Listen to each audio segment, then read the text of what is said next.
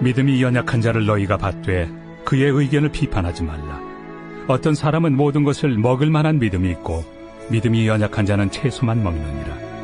먹는 자는 먹지 않는 자를 업신여기지 말고 먹지 않는 자는 먹는 자를 비판하지 말라. 이는 하나님이 그를 받으셨습니다. 남의 하인을 비판하는 너는 누구냐? 그가 서 있는 것이나 넘어지는 것이 자기 주인에게 있음에 그가 세움을 받으리니 이는 그를 세우시는 권능이 주께 있습니다. 어떤 사람은 이 날을 전날보다 낮게 여기고 어떤 사람은 모든 날을 같게 여기나니 각각 자기 마음으로 확정할지니라. 나를 중히 여기는 자도 주를 위하여 중히 여기고 먹는 자도 주를 위하여 먹으니 이는 하나님께 감사하며 먹지 않는 자도 주를 위하여 먹지 아니하며 하나님께 감사하느니라. 우리 중에 누구든지 자기를 위하여 사는 자가 없고 자기를 위하여 죽는 자도 없도다. 우리가 살아도 주를 위하여 살고 죽어도 주를 위하여 죽나니 그러므로 사나 죽으나 우리가 주의 것이로다. 이를 위하여 그리스도께서 죽었다가 다시 살아나셨으니 곧 죽은 자와 산 자의 주가 되려 하심이라. 내가 어찌하여 내 형제를 비판하느냐? 어찌하여 내 형제를 업신여기느냐? 우리가 다 하나님의 심판대 앞에 서리라. 기록되었으되 주께서 이르시되 내가 살아노니 모든 무릎이 내게 꿇을 것이요 모든 혀가 하나님께 자백하리라 하였느니라. 이러므로 우리 각 사람이 자기 일을 하나님께 직고하리라. 지금 바울은 성화의 주제를 이어나가면서 주제의 순서 선정도 굉장히 치밀하게 배치했다는 걸 보게 됩니다. 그러니까 빚지는 문제를 먼저 얘기하고 오늘 주제를 이야기하는 게 우연이 아니라는 거죠. 이유가 있어요. 자, 오늘 말씀을 보면 믿음이 강한 자와 약한 자의 관계에 대해서 이야기하는데요. 참 신기한 게 어느 교회나 한 교회 안에 믿음이 강한 사람이 있고 약한 사람이 같이 존재해요. 신기하죠. 그러면 하나님이 왜 이렇게 믿음 강한 자와 약한 자를 같이 모아놨고 믿음 강한 것과 약한 것을 어떻게 해석해야 되는가? 그러니까 믿음이 강하다는 것을 좀 더 나은 사람으로, 믿음이 약한 사람은 더 못한 사람으로 해석해야 되는가? 아니면 믿음이 강한 사람은 보다 더 선한 사람이고 믿음 약한 사람은 덜 선한 사람으로 해석해야 되는가? 이렇게 어떤 대상을 놓고도 어떻게 해석할 것인가가 정해져야 올바른 태도가 나오거든요. 그런데 우리의 올바른 해석을 위해서 바울이 어제 빚지는 문제를 미리 언급한 거예요. 제가 어제 드린 말씀이 뭐냐? 우리는 분명히 같은 세상을 사는데 한 세상 안에 부자가 있고 가난한 사람이 있어요. 그러면 어제 말씀에서 부자와 가난한 사람을 어떻게 해석했습니까? 부자라는 건 더 능력 있는 사람, 우월한 사람을 의미하는 게 아니라 하나님께 더 큰 빚을 진 사람이에요. 그래서 큰 빚을 진 부자들은 가난한 자들에게 베풀면서 자기가 졌던 빚을 갚아야 되는 거예요. 믿음이 강한 자와 약한 자도 이렇게 해석해야 되는 겁니다. 우리는 한 사람도 빼놓지 않고 전부 다 지옥 갈 죄인이에요. 이 문제 앞에 불평등은 없습니다. 목사도 죄인이고 평신도도 죄인이에요. 다 똑같아요. 그런데 왜 어떤 죄인은 더 큰 믿음을 가지게 됐고 어떤 죄인은 아직 약한 믿음을 가지고 있습니까? 그건 옳고 그름의 문제도 아니고 우월함과 열등함의 문제가 아니에요. 믿음이 좋은 사람은 하나님 앞에서 그만큼 더 큰 빚을 진 거예요. 그래서 믿음 좋은 사도 바울이 믿음 약한 헬라인이나 야만인을 보면서 그가 고백한 말씀이 뭡니까? 로마서 1장 14절에 이렇게 고백합니다. 헬라인이나 야만인이나 지혜 있는 자나 어리석은 자에게 다 내가 빚진 자라. 여러분 바로 이겁니다. 100% 죄인인 게 똑같은 인간사에서 누군가의 믿음이 더 좋다. 그러면 그는 그만큼 큰 사람이 아니라 큰 빚을 진 사람인 거예요. 그래서 강한 믿음이라는 큰 빚을 진 자의 사명이 뭐냐면 약한 자를 비판하거나 업신여기는 게 아니라 빚을 갚는 게 사명인 거예요. 그러면 믿음이 강한 큰 빚진 자는 어떤 방식으로 빚을 갚아야 되는가? 자, 그러면 이 문제를 이야기하면서 오늘 아주 중요한 개념을 먼저 정의하고 가자 이거죠. 오늘 말씀에서 믿음이 약한 사람은 어떤 사람이 믿음이 약한 사람이고 강한 자는 어떤 사람이 믿음 강한 사람입니까? 우리가 정말 지혜롭게 분별해야 되는 게 누군가가 어떤 말을 확신 있게 주장하잖아요. 그러면 우리는 그 확실한 주장을 강한 확신을 좋은 믿음이라고 착각할 때가 있다는 거예요. 그런데 과연 그럴까요? 예레미야서를 보면 예레미야가 확신 있게 전한 말씀이 있었어요. 그게 뭡니까? 너희가 지은 죄의 결론으로 바벨론 포로 생활이라는 무거운 멍에를 지게 될 텐데 그 무거운 멍에가 너희한테 축복이라는 거예요. 그런데 갑자기 하나냐라는 선지자가 나타나더니 여호와의 이름으로 확신 있게 전한 말이 뭡니까? 그 멍에를 꺾어버리더니 그 멍에를 지지 않는 게 축복이라는 거예요. 그런데 이 상반된 주장 가운데서 둘 다 확신이 있었어요. 그러니까 기복주의자도 자기 말에 확신이 있고 구속사의 말씀을 가진 사람도 확신이 있는 거예요. 분명히 둘 중 하나는 믿음이 없는 사람인데 둘 다 확신이 있는 거예요. 즉 좋은 믿음이란 확신이 아니라는 거예요. 그러면 강한 믿음이란 뭔가? 오늘 말씀을 보면 강한 자와 약한 자의 특징에 대해서 말하는데요. 간단하게 말하면 이런 겁니다. 2절을 보면 연약한 자는 다 먹는 게 아니라 채소만 먹어요. 즉 먹어서 좋은 것과 먹기에 나쁜 것이 나뉘어져 있는 게 약한 자예요. 그리고 똑같이 5절을 보면 약한 자는 좋은 날이 있고 나쁜 날이 딱 나뉘어요. 그런데 강한 자는 모든 것을 먹을 수 있고 모든 날을 좋은 날로 받는 거예요. 이게 뭘 의미하냐면 바로 이게 말씀을 대하는 믿음의 태도를 말하는 거예요. 믿음이 약한 사람의 특징이 뭐냐? 겉으로는 그렇게 말하지 않아요. 말하지 않는데 확신도 가질 수 있는데 좋은 말씀과 나쁜 말씀이 딱 나뉘어져 있고 내 말씀으로 받는 말씀과 못 받는 말씀이 딱 나뉘어져 있어요. 이거는 목회를 하면서 너무 확실히 느끼는데요. 신앙생활을 하는 사람은 누구나 다 성경 66권을 다 내 말씀으로 받을 것 같잖아요. 그런데 실상을 보면 믿음 약한 사람들은 일부러 그러는 게 아니에요. 그런데 어쩔 수 없이 내 말씀으로 받아지는 말씀이 있고 안 받아지는 말씀이 있는 거예요. 그게 바로 약함이에요. 그런데 성경 66권 중에 어디까지 내 말씀으로 받아지냐에 따라 딱 드러나는 현상이 뭐냐? 자기가 몇 프로 죄인인지 그 고백에서 차이가 생기더라는 거예요. 제가 목회를 해보니까 정말 성경 66권이 다 내 말씀이라고 믿어지는 사람은 자기의 죄인됨을 100% 믿어요. 이게 연결이 돼요. 그런데 내 말씀으로 들리는 말씀이 줄면 줄어들수록 내 죄인됨이 80% 믿어지기도 하고 70% 믿어지기도 하고 50% 믿어지기도 하더라는 거예요. 제가 얼마 전에 어떤 분에게 들은 말씀인데요. 이분도 믿음이 있는 분이기 때문에 자신이 죄인이라는 걸 믿어요. 확실히 믿습니다. 그런데 큐티를 할 때 하루 이틀은 그 말씀에서 내 죄를 보는 게 어렵지 않더라는 거예요. 내가 죄인인 게 인정이 되더라는 거죠. 그런데 시간이 지날수록 날마다 큐티를 하면서 시간이 지날수록 일어나는 현상이 뭐냐? 창녀였던 기생 라합을 보는데 그와 내가 같은 죄인이란 게 안 믿어지는 거예요. 나는 몸을 판 적이 없는데 나는 불륜을 저지른 적이 없는데 내가 라합이라고 안 믿어지고 연결이 안 되는 거예요. 내 말씀이 안 되는 거예요. 간음하고 자기 부하 죽인 다윗과 내가 똑같은 죄인이라는 게 이 다윗이 나라는 게 안 믿어지는 거예요. 날마다 큐티하니까 내 말씀으로 못 받아들이는 말씀이 있다는 걸 발견해낸 거예요. 여러분 매일 큐티를 한다는 게 이래서 중요한 거예요. 매일 큐티하면 내 수준이 드러나는 거예요.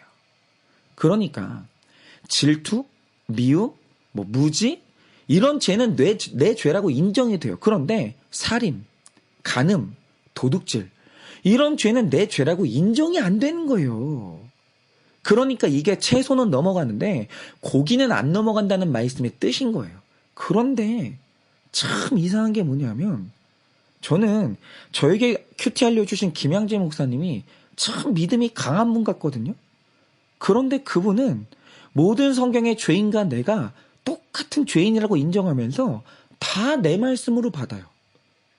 그리고 그 말씀에서 정말 내 죄가 너무 아파서 날마다 우시는 거예요. 그러면 보세요. 성경의 죄가 다 내 죄라고 믿어지면서 넘어가지는 사람과 몇 개만 내 죄라고 믿어지는 사람 중에 누가 더 믿음 강한 사람이에요? 66권이 다 내 말씀으로 들려서 내가 100% 죄인된 내가 보이는 사람이 믿음이 강한 사람이라는 거예요.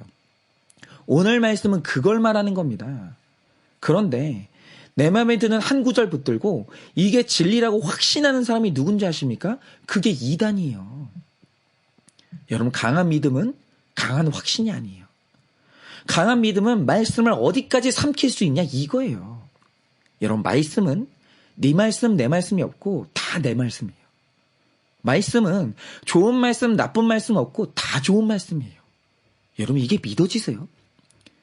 이게 돼야 강한 믿음인 거예요. 그런데 너무너무 답답하고 저 스스로도 안타까운 게 66권 다 믿냐고 물어보면 다들 내가 믿고 있다고 내가 나한테 속는 거예요. 그래놓고 훈련 들어가서 성경의 죄를 추궁하면 나는 그런 죄 안 지었다고 하면서 상처받고 기분 나빠하는 거예요. 그런데 성경 66권이 다 믿어지는 영적 강자는 어떤 죄를 네 죄라고 말해도 그게 다 인정되기 때문에 상처를 안 받아요. 회개를 하지. 그래서 편해지는 거예요. 그래서 가장 영적인 사람은 편한 사람인 거예요. 그리고 하나님의 주권을 100% 인정되고 하나님의 오르심이 100% 인정되는 믿음이 강한 사람은 하나님 안에서 모든 것이 합력하여 선을 이루기 때문에 좋은 사건, 나쁜 사건이 없고 좋은 날, 나쁜 날이 없는 거예요. 제가 처음 김양재 목사님 책을 접했을 때 되게 충격받았던 구절이 뭐냐면 고난이 축복이라는 구절이었어요. 이게 왜냐하면 대부분의 사람들은 하나님 안에 있어도 좋은 사건, 나쁜 사건, 좋은 날, 나쁜 날이 구분되어 있기 때문에 제가 고난에 대해 들었던 가장 믿음 강한 표현이 뭐였었냐면 고난은 의미가 있다. 고난에는 하나님의 뜻이 있다. 이런 표현까지는 들었어도 하나님 안에서는 고난도 축복이라는 말을 처음 들어본 거예요. 그런데 왜 나는 고난이 축복이라고 생각하지 못했을까를 보니까 제가 그동안 성경 66권이 안 믿어지는 목사였고 하나님의 100% 오르심이 안 믿어지는 목사였던 거예요.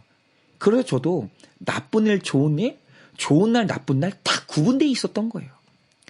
그 증거가 뭐냐?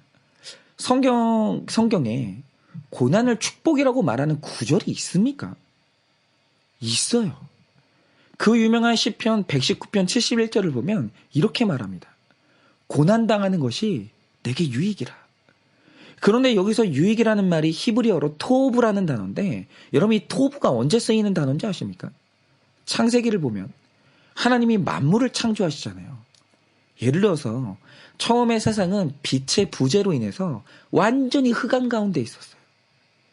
그런데 하나님께서 그 어두운 세상에 빛을 던지신 거예요. 그날 만물이 빗줄기를 처음 봤어요. 그런데 하나님은 세상을 밝히는 그 빗줄기가 얼마나 아름다운지 그 빛을 보고 이야 좋다 이렇게 감탄을 하셨다고요. 그런데 그 감탄 보시기에 좋았다라는 표현이 뭐냐면 이게 바로 히브리어로 토브예요. 토브. 너무너무 좋다는 표현이 토브라는 단어라고요. 그런데 오늘 시인이 고난을 통해 겸손해지고 하나님을 더 알게 되자 그 고난을 향해 외친 말이 뭐냐? 고난은 내게 토브 참 좋다는 거예요. 고난이 내게 축복이라는 거예요.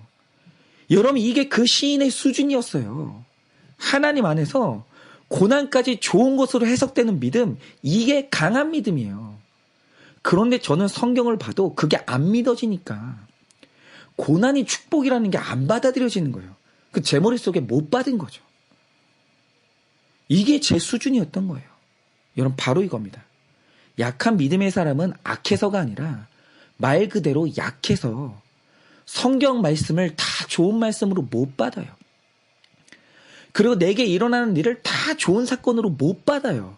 합격은 좋은데 불합격은 좋은 것으로 해석이 안 돼요. 건강은 좋은데 질병은 좋은 것으로 해석이 안 돼요.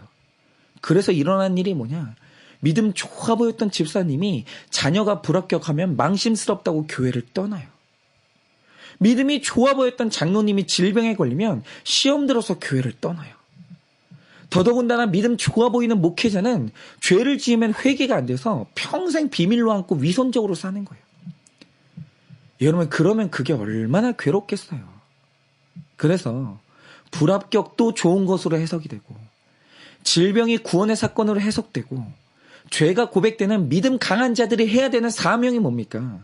하나님 안에서 못 받을 말씀이 없고, 좋은 날 나쁜 날이 없다는 걸 몸으로 삶으로 보여주면서, 그렇게 믿음 약한 자들에게 보여주면서 가야 되는 거예요.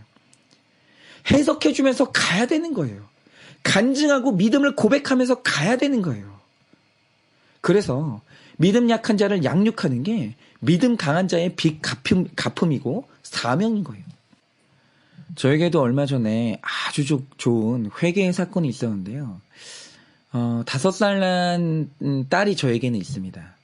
그런데 얼마 전에 제 딸 담임 선생님한테 연락이 온 거예요. 그런데 그 소식이 기쁜 소식이 아니었어요.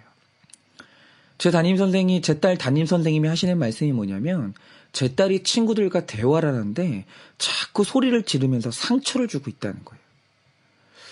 제가 그 말 듣고 깜짝 놀랐습니다. 내 딸이 소리를 지르고 상처를 준다니. 그래서 이제 가만히 생각을 하는데, 세상에 문제는 없고 문제 부모만 있는 거거든요. 그래서 가만히 생각을 해봤어요. 내 딸이 소리를 지르는 건 내 딸의 문제가 아니라 내 문제인데 왜 이 아이가 소리를 지르게 됐을까? 그런데 가만히 생각을 해보니까 우리 부부가 대화를 할 때 제 아내는 저한테 소리 질러서 상처를 준 적이 없어요. 제 아내는 소리를 높이는 그런 타입이 아닙니다. 그런데 이 집에서 소리 지르면서 상처 주는 유일한 사람이 누구냐면 저 하나예요. 그러니까 소리를 지르면서 상처를 주고 있어, 이 말은 제 딸이 들어야 될 말이 아니라 제가 들어야 될 말인 거예요. 그런데 제 딸이 들으면서 저 대신에 수고를 하고 있었던 거예요. 이걸 깨달아지는 순간 제가 제 딸을 안고 소파에 같이 앉았어요. 그리고 제가 제 딸한테 사과를 했습니다. 예지야, 아빠가 예지 앞에서 혈기로 소리 지르고 상처 주는 모습을 보여줘서 예지도 아빠 때문에 소리 지르는 사람이 된 것 같아. 아빠가 너무 잘못했어.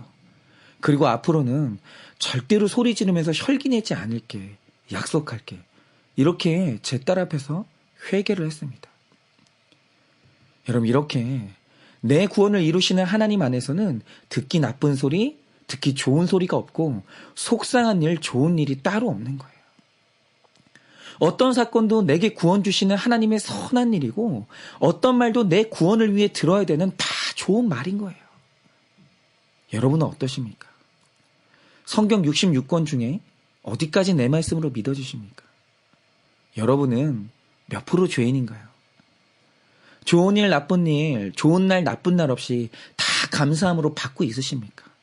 바라는 것은 오늘 믿음이 약한 자가 나인 것이 깨달아져서 이 말씀이 기쁨으로 소화가 되고, 그래서 회개함으로 믿음이 한 걸음만 더 강해지는 여러분 되시기를 예수님의 이름으로 축원을 드립니다.